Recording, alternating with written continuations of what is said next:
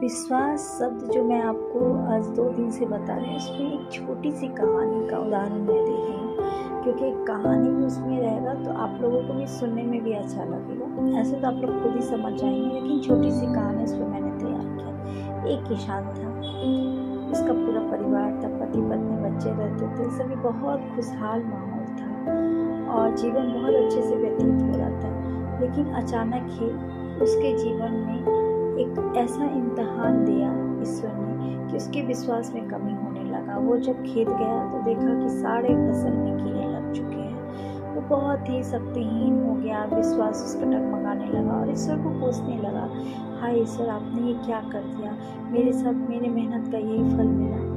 वो जब खेत से लौट रहा था और ईश्वर को ही खेत पर ही ईश्वर को कोसने लगा था। जब वो खेत से लौटा तो उसका चेहरा पूरा उदास था, चेहरे पूरे पीले पड़ गए थे। तो घर में जब पत्नी देखी तो बोली, क्या हुआ आपको? वो चुपचाप बैठा हुआ था और सोच रहा था कि अब कैसे घर चलाऊं। पत्नी बार बार पूछ रही कि क्या हुआ आपको, बताइए तो कुछ। बट वो कुछ नहीं बोल पाया और चुपचाप सोच रहा था। फिर बच्चे भी बोले, पिताजी बोलो क्या हुआ है, क्या दिक्कत हो गई है आपको जो आपका चेहरा पीला पड़ गया। फिर उसने आहिस्ते आवाज़ों में धीरे धीरे बोला कि नहीं, देखो ऐसा है कि फसल में सारे कीड़े लग गए हैं और अब हम कहाँ से लाएंगे पैसे जो अपना घर चला सके।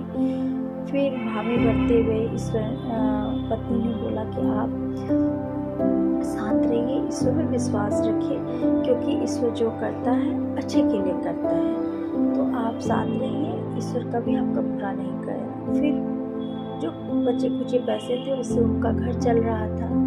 सभी पैसे खर्च हो गए खाने पीने में। अब वो हुआ क्या कि जीवन अब उसका अस्त व्यस्त होने लगा। किसान बोला, चलो मैं चलता हूँ खेत पर, बहुत दिन हो गया खेत को तो मैं ऐसे ही छोड़ रखा हूँ, मेहनत तो करनी ही पड़ेगी, फिर मैं जा रहा हूँ खेत पे। पत्नी बोली, मैं भी चलूँगी। पत्नी को तो किसान ने बोला, नहीं, तुम घर पे रहो, बच्चे पाठशाला से आएंगे और मैं खेत पे जाता हूँ। पत्नी बोली, नहीं, आज मुझे जाने दीजिए, बस एक दिन जाने दीजिए। तो उसने बोला कि ठीक है चलो, पर रास्ते के लिए कुछ खाने लेके चलो रास्ते में, और खेत पर भी काम में तो खाना तो मतलब खाना ही है हमको, तो फिर कहाँ से, तो आप साथ में खाना लेके चलो। फिर वो धीरे धीरे दोनों साथ जा रहे थे। कुछ रास्ते पर जाते थे तो लोग उनको गौर से देखते थे, मुस्कुराते थे, लेकिन ये लोग सोचते थे, किसान बोलता था आज हमारी गरीबी पर ये लोग हंसते हैं और हम लोगों को गौर से देखते हैं। फिर थोड़ी देर के बाद जाए तो फिर लोग देखें हंसे, लेकिन ये लोग सोच रहे थे बार बार कि पत्नी बोली, नहीं ऐसा नहीं है, गरीबी पर अगर हंसते तो कुछ लोग हंसते, कुछ लोग कुछ और बोलते, लेकिन सभी के सभी हंस रहे तो उसमें कुछ न कुछ है जो मुझे दिख रहा है। तो किसान ने बोला कि ऐसा कुछ नहीं है, चलो अब खेत पर चलते हैं और देखते हैं। खेत पे आ गए, कहते कहते वो दोनों खेत पे आ गए। जब देखे तो चारों तरफ फसल ही फसल लहरा रहा था। तो आखिर उन्होंने बोला, ये हुआ कैसे? मैं तो उस दिन गया तो कीड़ा लगा हुआ था वो, और ऐसे कैसे हो गया? फिर वो सोचने लगा, क्या हुआ था, कहीं कुछ था मैं नहीं देख पाया।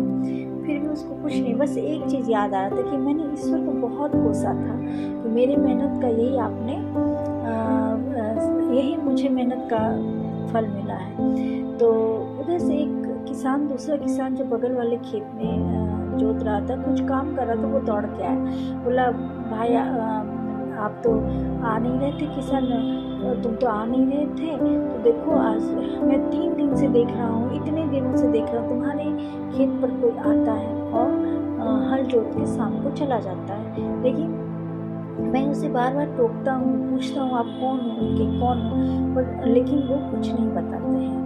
वो सिर्फ चुपचाप अपना काम किया चला जाता था। तो और आज कल से वो आना बंद कर दिया है। तो उसे एक अजब सा ये लगा कि आखिर था कौन।